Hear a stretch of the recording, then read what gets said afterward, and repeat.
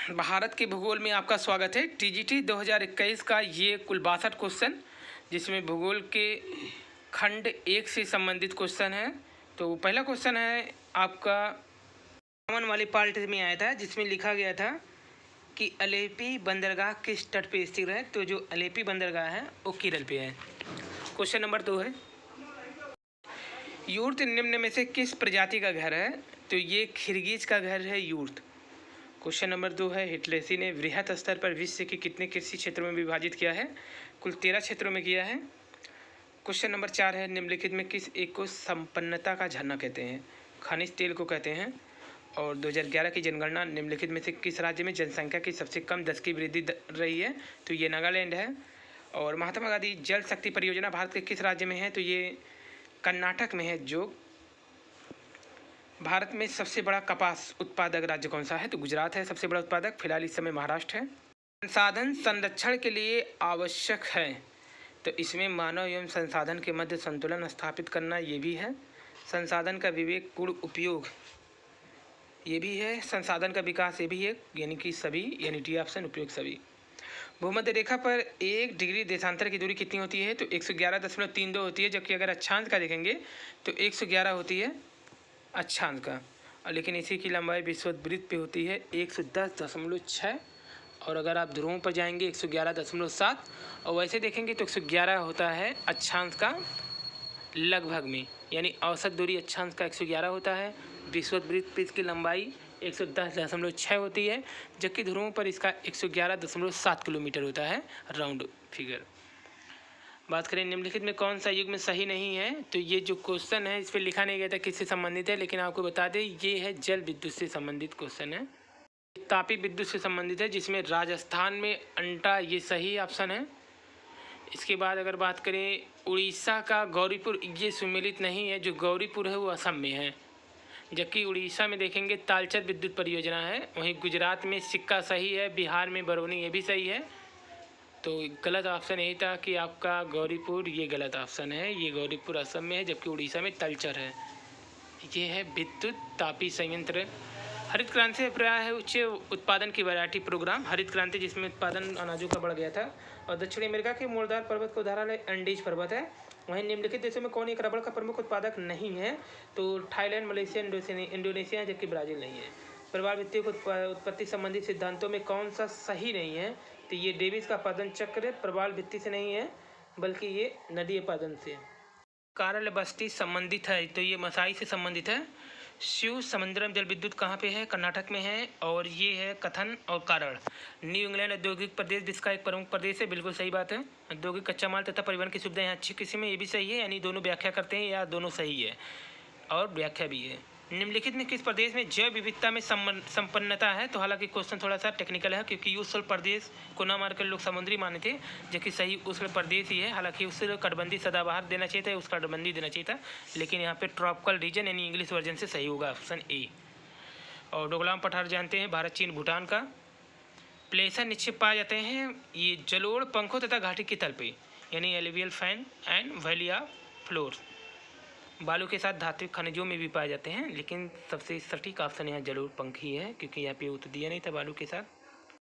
रूस के ग्रामीण अधिवास सामूहिक फार्म को क्या कहते हैं। सो खोज कहते हैं। हीराकुंड बांध किस नदी पर निर्मित है। महानदी पर निर्मित है। भूगोल को मानव पारिस्थितिक विज्ञान के रूप में किसने वर्णित किया था। तो बैरोज जी ने वर्णित किया था।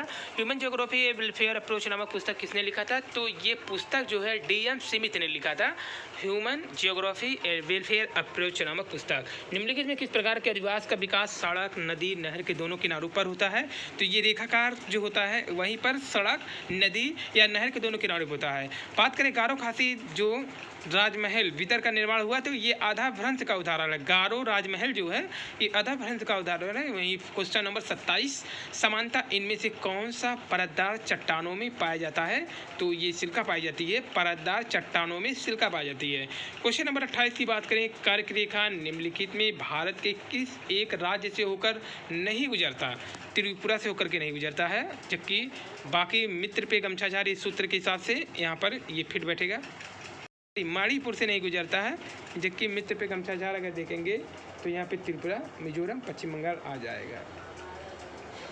मणिपुर से नहीं जाती। थॉर्नथ्वेट के अनुसार न्यूजीलैंड में किस प्रकार की जलवायु पाई जाती है? तो BBR यानी कैपिटल में 2 B स्मॉल R। दक्षिण भारत का सर्वोच्च शिखर अनाई मुड़ी है। तापी संकुचन सिद्धांत जेफ्रीज महोदय हैं। हेक्टोपास्कल मापने की किसकी इकाई है? वायुदाब की है। अंतर्राष्ट्रीय तिथि रेखा का निर्धारण 1884 में हुआ है। पिट्सबर्ग कहाँ का है? संयुक्त राज्य अमेरिका का है। अहमदाबाद भारत का मैनचेस्टर कहलाता है। अहमदाबाद भारत में सूती वस्त्र उद्योग की वाणिज्यिक उत्पादक है, यानी दोनों सही है और व्याख्या भी सही सलामत है। क्वेश्चन नंबर 36 है, एकाकी ग्रामीण बस्तियाँ पाई जाती हैं तो इस सह्याद्री के उच्च भागों में जहाँ पे बस्तियाँ दूर दूर होती हैं। जैव विविधता संरक्षण में किसके लिए महत्वपूर्ण है? तो यहाँ पर पशु एवं पौधे दोनों को माना है योग, जबकि कई लोगों के अनुसार सिर्फ जीवों का होना चाहिए जैव विविधता में, लेकिन अब पशु एवं पौधे दोनों माना है। लेनिनग्राड पत्थर कहाँ पे है? तो ये रूस में है लेनिनग्राड। नीचे लिखी कौन सी चट्टान में जीवाश्म नहीं पाते? ग्रेनाइट में नहीं पाए जाते हैं। बात करें मैंगनीज, क्वेश्चन हटा दिए गए थे यानी डिलीट कर दिया गया था। यहाँ पे कोई ऑप्शन सही नहीं था, लेकिन एक चीज़ अगर यहाँ पे कर दिया था तो सही था, मतलब दक्षिणी अफ्रीका, फिर गैबन के बाद ऑस्ट्रेलिया, चीन, भारत, ये सही हो जाती है, यानी ऑप्शन ही यहाँ पर सही हो जाता। सिर्फ गैबन ना होने के कारण यहाँ पर क्वेश्चन डिलीट किया गया। फिलहाल अफ्रीका का अगर ये गैबन दे दिया था अफ्रीका के बाद तो सही रहते क्वेश्चन। अगला क्वेश्चन है, ग्राबन उत्पन्न होते हैं, ग्रेबन जो होते हैं भ्रंशन से उत्पन्न होते हैं। और महाद्वीपीय विस्थापन सिद्धांत की पुष्टि हुई है, इनमें कौन सा कथन सत्य है? तो महाद्वीपीय तटों की भौगोलिक एकरूपता का कंप्यूटर द्वारा आकलन होता है, बिल्कुल सही बात है। दक्षिणी महाद्वीपों की मध्य भूवैज्ञानिक समरूपता संबंधित नहीं खोजे, ये भी सही है। पूरा चुंबक संबंधित अध्ययन होता है, ये भी सही है। सागरी तल के प्रसार के प्रमाण है, ये भी सही है, यानी 1 2 3 4 यहाँ पे चारों ऑप्शन सही है, क्योंकि जो 60 में जब आया था तो कुछ भाग कंप्यूटर से महाद्वीपों की आकलन किया गया था। दक्षिणी महाद्वीपों के मध्य भूवैज्ञानिक समरूपता संबंधित नई खोज भी हो चुके हैं, पूरा चुंबक संबंधित अध्ययन भी हो चुका है, सागरी तल के प्रसार के प्रमाण भी मिले थे हरिहंस के द्वारा। क्वेश्चन नंबर 43 है, प्रकृति का स्थान एक सलाहकार से अधिक नहीं है, ये वाइडल डी ब्लास का कथन है। और हिमालय के किस भाग में करेवा का निर्माण होता है? तो कश्मीर वाले हिमालय के पार्ट में। लेटेराइट मिट्टी कहाँ पाई जाती है? तो ये महाराष्ट्र में पाई जाती है, रत्नागिरी में। और एक क्वेश्चन और भी है, लेटेराइट को निच्छालन मिट्टी भी कहते हैं। आवर वेडरिंग कॉन्टिनेंट नामक पुस्तक किसने लिखा है? तो A.D. टोइट ने लिखा है, आवर वेडरिंग कॉन्टिनेंट। और बात करें अगर यहाँ पर बुशमैन हॉन्टेटेड प्रजाति, ये नेग्रोइड प्रजाति है अफ्रीका की, मृत सागर भ्रंश घाटी से निर्मित है। तो यहाँ भ्रंश से संबंधित कई क्वेश्चन आयोग ने दे दिए थे, करीब 3 से 4 क्वेश्चन आ गए थे। संभववाद का जनक लूसियन फैब्रे को कहा जाता है। मानसून शब्द की उत्पत्ति अरबी भाषा में हुआ है। पृथ्वी पर दिन रात बराबर नहीं होने का कारण है पृथ्वी का धुरी पर झुकाव। भारत का विपुल दुग्ध उत्पादक राज्य उत्तर प्रदेश है। आर्थिक क्रियाकलाप के विकास का सही क्रम अगर देखें तो पहले भोजन संग्रह होगा, फिर कृषि, तब औद्योगिकरण होगा। और निम्नलिखित में कौन कृषि क्रांति से संबंधित नहीं है? तो यहाँ पर उपयुक्त में से कोई नहीं, क्योंकि श्वेत क्रांति भी संबंधित है, नीली भी है और पीली भी है। पीली का अगर देखेंगे तो सरसों तिलहन। पीत पावन किसे कहते हैं? तो सूर्य को कहते हैं। हालांकि ये पेपर काफ़ी टफ भी माना जाता है, क्योंकि कटाव जो गया था 86 गया था OBC का। 2001 और 2011 के अवधि में उच्चतम तथा न्यूनतम जनसंख्या घनत्व में अंतर क्रमशः अंकित किया गया है। तो बिहार और अरुणाचल प्रदेश में सबसे ज़्यादा घनत्व है बिहार का, सबसे कम अरुणाचल का। क्वेश्चन की बात करें तो बेहतरीन क्वेश्चन है, कोरियालिस बल के विषय में निम्नलिखित में से कौन सा कथन सत्य नहीं है? तो यह पृथ्वी के आवर्तन का प्रभाव है तथा यह काल्पनिक बल है, बिल्कुल सही बात है। ध्रुवीय क्षेत्र के ऊपर अधिकतम होता है, ये भी सही है। विषुवत रेखा पे कम होता है और ध्रुव पर अधिक होता है। यह वायु गति के समानुपातिक है, ये भी सही है, लेकिन सी ऑप्शन गलत है। यह प्रत्यक्ष रूप से घर्षण बल से संबंधित है, नहीं, ये प्रत्यक्ष रूप से घर्षण से संबंधित नहीं है। और सही सम्मेलन नहीं है तो उष्णकटिबंधीय कांगो बेसिन का है, ये बिल्कुल सही बात है। कोरधारी उत्तरी कनाडा का, ये भी सही है। भूमध्य सागरीय कैलिफोर्निया का, यही सही क्वेश्चन है। उष्णकटिबंधीय जो पतझड़ बन दिया मंगोलिया में नहीं बल्कि भारत में है। मिलान करना है GB एरी, WL R.A. हैरिस और इसाक न्यूटन। तो अगर मिलान करेंगे, GB एरी का नहर सिद्धांत है, जिसे कैनल थ्योरी भी कहते हैं, GB एरी का है। हेबल का प्रगामी तरंग सिद्धांत है। R.A. हैरिस का स्थैतिक तरंग सिद्धांत है। इसाक न्यूटन का अगर देखेंगे संतुलन सिद्धांत है। 4 3 1 2 ऑप्शन 1 राइट हो जाएगा। Page number 14। क्वेश्चन नंबर 60, निम्नलिखित में किसे समुद्रिक वर्षावन कहा जाता है? प्रवाल यानी कोरल को कहा जाता है। निम्नलिखित कथन का परीक्षण कीजिए। क्वेश्चन नंबर 61 है, जैसे सूर्योदय होता है तब धरातल उष्मा प्राप्त करता है तथा कोहरा ऊपर उठता है, सही है। विकिरण शीतलन के कारण आरंभिक उष्णता काल में कोहरा उत्पन्न होती है, ये भी सही है। 1 2 दोनों सही है।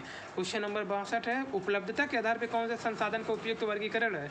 तो सर्वसुलभ, सामान्य सुलभ और दुर्लभ। तो सब सुलभ ही है यहाँ। और क्वेश्चन नंबर 63 है, विश्व में धान उत्पादन देशों का समूह अवरोही क्रम में लगाना है तो यहाँ पे क्वेश्चन 63 का डी सही है, चीन, फिर भारत, तब इंडोनेशिया, इसके बाद आप इंडोनेशिया के बाद अगर वियतनाम लगा के दक्षिण संयुक्त राज्य अमेरिका लिखेंगे तो ये ऑप्शन सही हो जाएगा। तो इसीलिए ऑप्शन 4 को सही माना आयोग ने। सिर्फ बीच में आप वियतनाम को डाल देंगे तो ये पूरा कंप्लीट हो जाएगी कि पहले नंबर पे चीन, चीन के बाद धान उत्पादन में भारत, भारत के बाद इंडोनेशिया, इंडोनेशिया के बाद वियतनाम, वियतनाम के बाद यूएसए यानी संयुक्त राज्य अमेरिका। कुल 63 क्वेश्चन ज्योग्राफी टीजीटी 2021 का ये संपन्न हुआ। धन्यवाद। अगले नेक्स्ट क्वेश्चन के लिए